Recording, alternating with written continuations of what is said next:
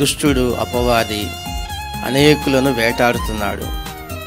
వాడు వేటాడినప్పుడు అనేకమైన ఉరులు మనుషులకు పక్షికి వేసినట్లు వాడు వేస్తున్నాడు.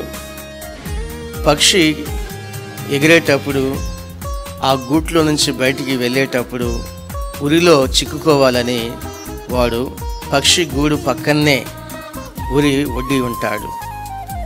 అలాగే మన గుడారాలు దగ్గరలోనే ఉరులు వాడు సిద్ధం చేసి పెడతాడు. ఆ ఉరిలో చిక్కుకొని మనం నశించిపోవట కొరకు వాని ప్రయత్నాలని కొనసాగిస్తాడు.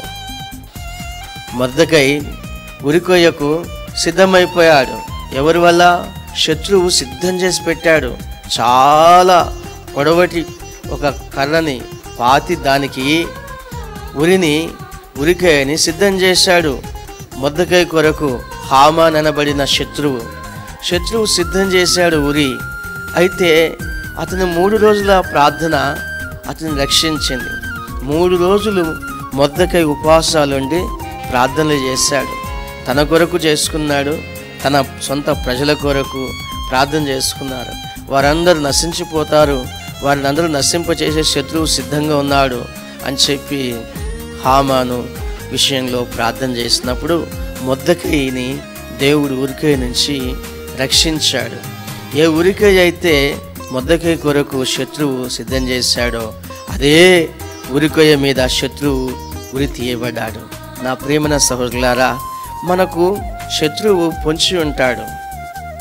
ఎప్పుడు వీరిని పడగొడదామా, ఎప్పుడు వీరిని శోధిద్దామా, ఎప్పుడు వీరిని నశింపచేద్దామా అని ప్రయత్నాలు చేస్తుంటాడు.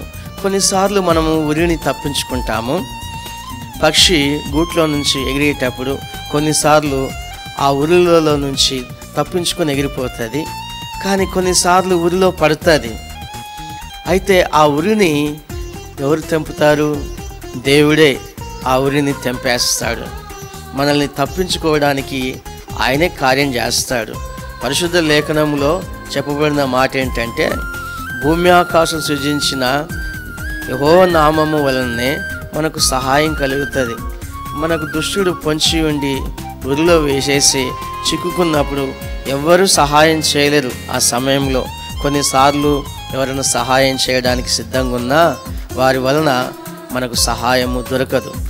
మనం ప్రార్థన చేయకపోతే ఉరిలో నుంచి బయటికి తప్పించుకోలేము. ఉరి తెంపబడదు.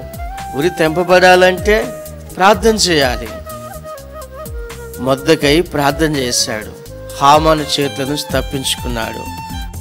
మనము ప్రార్థన చేసుకొని మన గూడు నుండి మన గృహం నుంచి బయలుదేరి వెళ్తే వేటగాని ఊరిలో నుంచి ఆయన మనల్ని తప్పిస్తాడు. మనకు ఎవరి వలన రక్షణ కలగదు. భూమి ఆకాశమును సృజించిన పరిశుద్ధమైన దేవుని నామం వలనే మనకు సహాయం కలుగుతుంది.